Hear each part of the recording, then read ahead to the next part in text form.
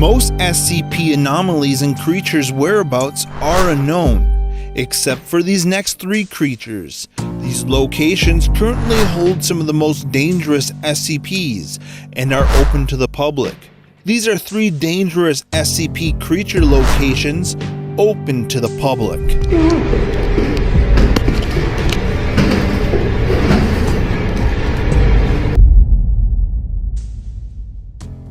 SCP-682. SCP-682 is a giant lizard-like being that hates and wants to destroy everything alive.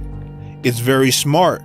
It can also adapt to pretty much anything and regenerate even if most of its body is destroyed.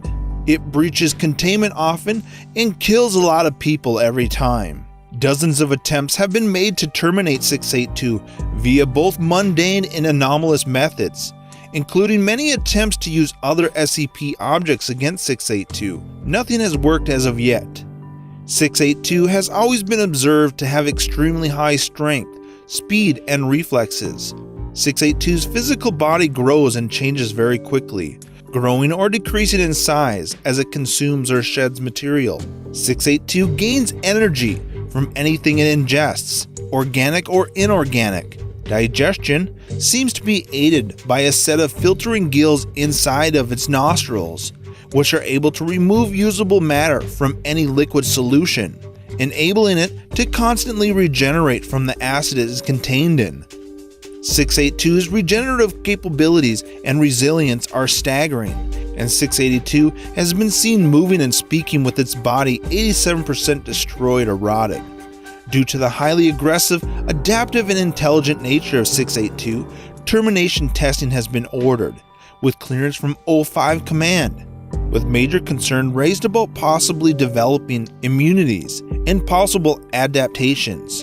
SCP-682 has been exposed to many other SCPs to destroy 682. 682 has shown very hard to be destroyed. Here are some of the termination tests. SCP-162 was put against SCP-682 to see if it can be destroyed.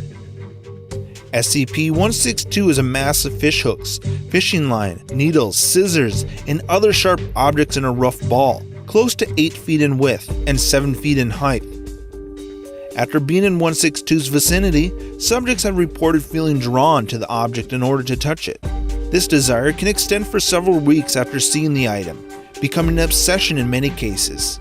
The draw increases the more 162 is observed, and subjects will become violent towards anyone attempting to restrain or remove them from 162. Touching 162 will immediately result in several hooks becoming embedded in the subject's skin. The experience is extremely painful, much more so than normal fish hooks. Struggling or attempting to escape will ensnare the subject more, likely resulting in the subject's complete entrapment on the surface of 162. Subjects will bleed profusely, resulting in death after a prolonged period of time. Here's the termination test record against 682. SCP-682 exposed to SCP-162. 682 begins thrashing violently, emitting several roaring sounds and issuing profanity directed at the testing staff.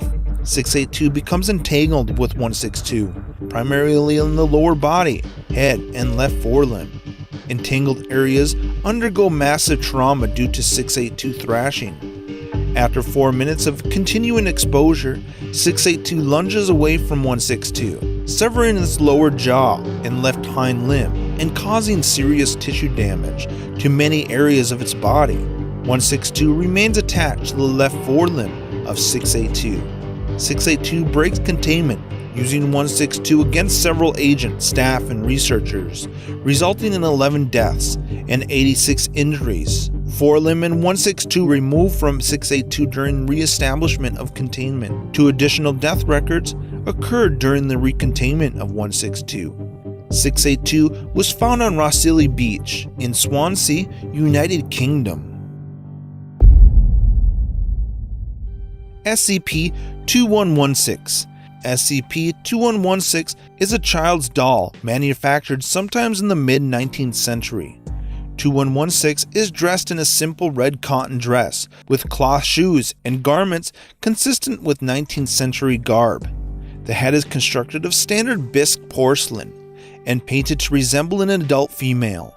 2116 is otherwise unremarkable in appearance, other than the accumulation of substantial amount of dirt and grime on the surface. The individual designated as 2116-1 is currently a female aged 20.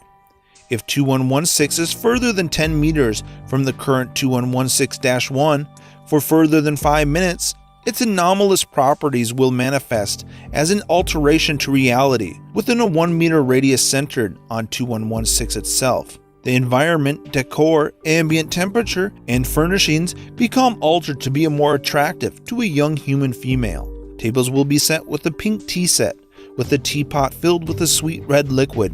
Various sweet treats will manifest, and the table cover will become a lace tablecloth of a style popular during the mid-19th century. For every hour that 2116 is not in the possession of 2116-1, the region of altered reality expands by 1 meter. Testing has shown that items removed from the region of the altered reality retain their altered properties, and food items created are non-toxic and will decay at the same rate as a normal item on the same type. SCP-2116 is never to be further than 10 meters away from SCP-2116-1 at any time.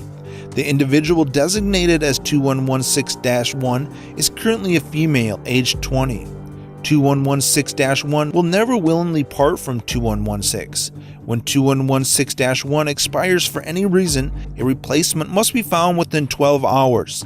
The age of the individual designated as 2116-1 is not recorded. Testing is showing that when a suitable subject is found, the anomalous nature will subside. 2116-1 must be a female subject, as males seem to be unaffected by the anomalous nature of 2116. Once a suitable candidate has been located, 2116 is to be handed over the subject by a male researcher. SCP-2116 was first discovered when Foundation agents embedded in the State Patrol detected a call to investigate a house with a dead body. Foundation agents responded to the call and discovered the unknown home changed entirely. The entire house, which had been a ranch-style dwelling built in the 1960s, had been changed to a Victorian-style 2-story dwelling with a steeply pitched roof, wide front porch, and a turret-style gable on the front corner. All internal furnishings have been altered and featured sofas, paintings, and other items consistent with mid-19th century homes. In an upstairs bedroom, agents found a body, an 80-year-old female. An autopsy revealed nothing unusual. The victim had apparently expired due to a sudden massive myocardial infarction. Interviews with the neighbors revealed that the occupant of the house had been an 11-year-old child. Statements indicated that the neighbors did not find anything unusual about a child living alone in the house. Research into the possible mimetic effects from 216 are still pending. Neighbors state that as long as they have known the victim, she would never allow 2116 to be out of her grasp. Class B amnestics were administered to the neighbors, and city records were altered to show the house had always been a 2-story Victorian. During the recover, agents noted the surroundings were being altered as they were investigating and proceeded with due haste.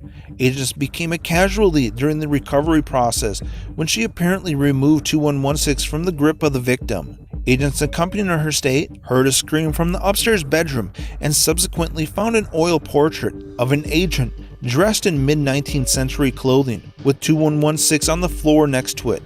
Male agents were able to handle 2116 with no ill effects. It was after 2116 was placed in containment that researchers noted that the rate of conversion was increasing.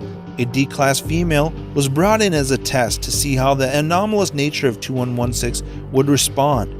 The D-class agent, now designated as 2116-1, had been committed to life in the state mental hospital after a psychiatric evaluation determined that she was mentally incompetent to stand trial.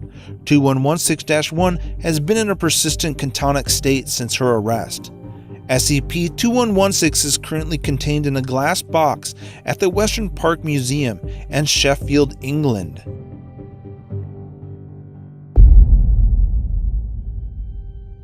SCP-100.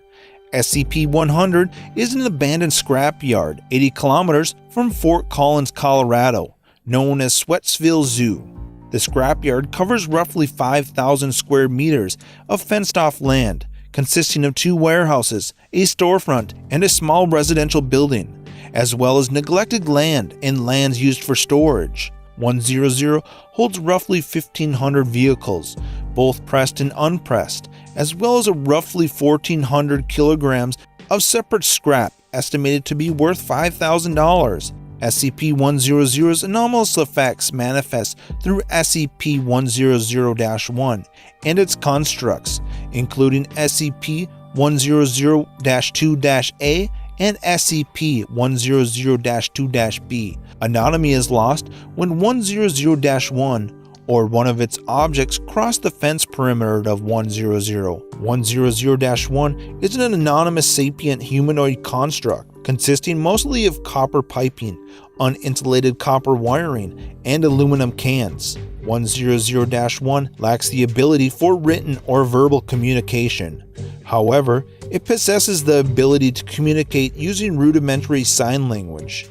100-1 is largely uninterested in conversation out of sales, and information gathered from it has been limited. 100-1 appears to possess skills in craftsmanship, demonstrating the ability to operate tools such as an arc welder, drills, and power saws, as well as heavy machinery such as a car compressor and forklifts. SCP-100-2-A and SCP-100-2-B are constructs superficially resembling insects, assumed to be created by 100, as they have occupied 100 since the initial discovery of 100. The names Raymond and Beatrice are welded in the backs of 100-2-A and 100-2-B respectively.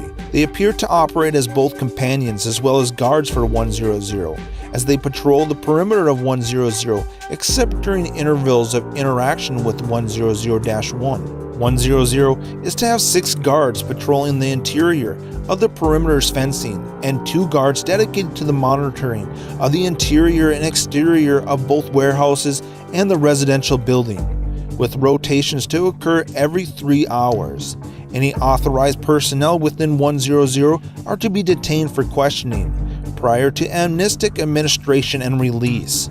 3 guards are to remain within the storefront of 100, with rotations to occur every 8 hours. The storefront front entrance is to remain locked at all times, with keys provided to necessary personnel. Private property and no trespassing signs are to be posted on the front of the storefront to deter any drivers from stopping at 100. Any constructs 100-1 creates are to be removed from 100 and melted down into slag, with the exception of 100-2-A and 100-2-B. Should 100-1 become uncooperative, SCP-100-2-A and 100-2-B may be removed from SCP-100 until the time that 100-1 becomes cooperative again. The largest of the 2 warehouses within 100 has been converted into a basic research facility. All objects created by 100-1, excluding 100-2-A and 100-2-B, may be used for research purposes. Testing on 100.1 itself may only be conducted with written permission from the acting head researcher. SCP-100 is located in Fort Collins, Colorado, and is known as the Sweatsville Zoo.